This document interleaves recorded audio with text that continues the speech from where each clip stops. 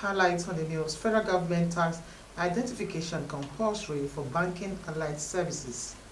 At that toll in Niger boat accident hit 30, 58 persons rescued. Plus, Nigeria-China deepening cooperation in aquacultural exports. Good afternoon and thanks for joining us in News at 3. My name is Beauty Benjamin. Do you love and care about River State and her peace? Let's build and take her to greater heights. This is a task we must accomplish. You can watch our news live on YouTube and Facebook at Rstv Online. You can subscribe and click on the notification bell for updates on our live feed. Now news in details. Activities marking the 53rd anniversary of Greater Evangelism World Crusade has commenced with a special anniversary address of the International Director, which was transmitted live at all branches, mission centers and streamed on YouTube. The International Director of Greater Evangelism World Crusade, Pastor Isaac Olori, disclosed this while addressing journalists in Port Harcourt. Nnamdi Olimini reports. The International Director explained that Friday, 5th September, there will be teaching on the history of the ministry. The vision and mission statement will be live streamed, whilst Saturday, 6th September, every local church will embark on evangelism within their own environment. He says on the 7th September, we'll witness testimonial and thanksgiving service in every local church. Monday, 8th September, all branches will embark on visit to hospitals, orphanages and correctional centers, and concluded on Tuesday, 9th September, with a love feast. The ministry will build on the gains of our modest successes in the areas of consolidation of our national missions, expansion in our foreign missions, and sustained urban and rural outreaches and evangelism. The International Director, who went down memory lane, said Greater Evangelism World Crusade was founded on Saturday, 9 September 1972 by the pioneer International Director, Apostle Geoffrey Nombere of blessed memory, with the motto to know Jesus and to make Jesus known. He enumerated the vision and mission of the church to include to preach the gospel of Jesus Christ to all nations, to teach people how to make heaven by maturing them in faith and teaching them to live a Christ-like life, and to care for the total man through rural evangelism and community services, among others. The motto of the ministry is to know Jesus and to make Jesus known. Our mission statement is one: preach the gospel of Jesus Christ to all nations. To teach people how to make heaven by maturing them in faith and teaching them to live a Christ-like life.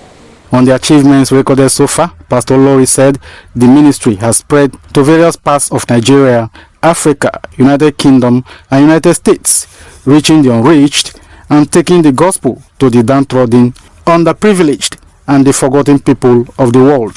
According to him, beside religious activities and in line with the mission statement, the ministry has provided support and relief materials to flood displaced persons in Orashi region of Rivers State and Bayelsa State, distribution of foodstuff and cash support to victims of herders and farmers armed conflicts in Benue State, while the Apostle Nombere Bible College has been repositioned for greater effectiveness, among other social interventions. Nnamdi Olimini, Rstv News. In a bid to foster food security in Ogoniland in particular, River State, Nigeria and Africa at large, a non-profitable organization known as Lekki Development Foundation has held an agroecology conference. The 3-day conference with the theme No Farmer, No Food is aimed at reinvigorating farmers to optimize food production for sustainable livelihood. Melvin Jackson reports that foreign partners, stakeholders, community leaders, youth, women and their academics brainstorm on ways forward to enhancing soil health for climate action towards sustainable agriculture and promotion of agroecology for climate justice. His reports.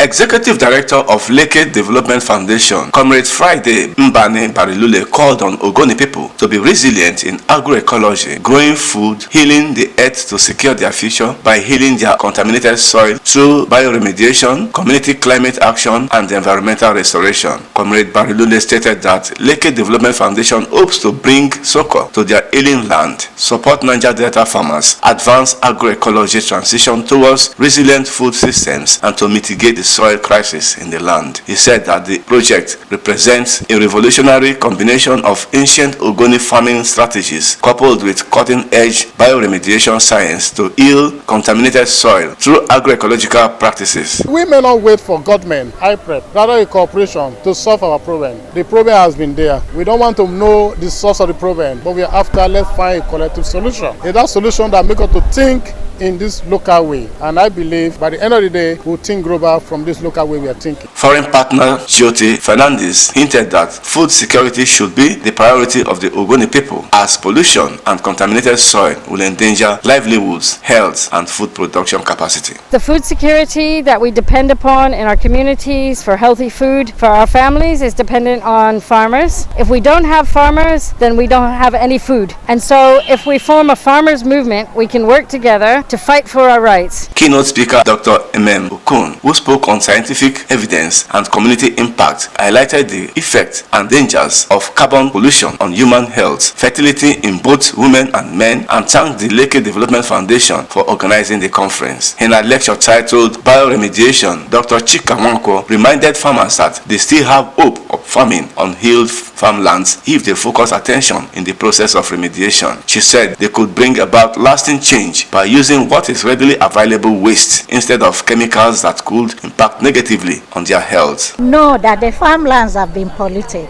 and that the yield of crops, the harvest, is not what it should have been.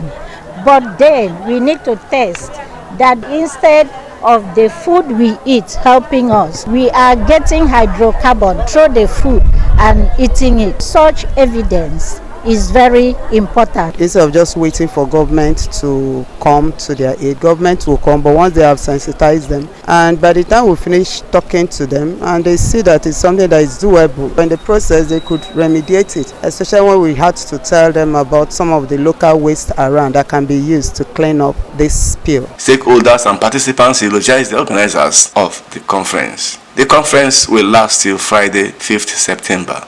Melvin Jackson, Rstv News. In order to preserve the culture and tradition of the people for prosperity, the people of Elede Kingdom of Ikure ethnic nationality in Rivers State has turned out a mass to celebrate her New Yam festival known as Uzuzu 2025, a symbol of peace and unity, marking the end of farming season. Paramount ruler of Elede Kingdom, His Royal Majesty Marcus Uduma Woyike, urged the people to remain committed in preserving the culture. Emmanuel Emeyanu was there. His reports.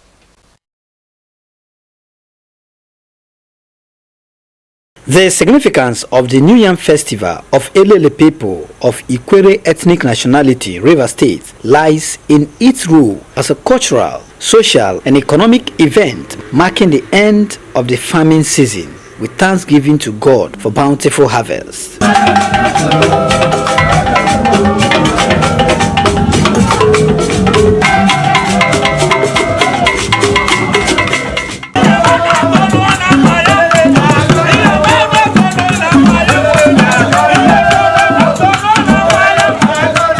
Addressing the people, the king of Elele Kingdom, His Royal Majesty Marcus Uduma Woyike, says the festival is a solemn act of gratitude to God for a prosperous yam harvest and for providing life and sustenance. According to him, it is a crucial tradition that strengthens the identity and cultural heritage of the Elele people, ensuring their values and customs are passed on to younger generations. This is a period of peace and harmony in this my kingdom. This is a period when the Elelians will thank their God for a very big arduous work during the farming season. Through the power of God, God protected us to live up to this time, as to enjoy all that we planted in the farm. Chairman of the occasion, High Chief Godwin Dubisi-Wall, says no society can thrive without the contribution and respect for culture. He enjoined the youth and the people of Elele Kingdom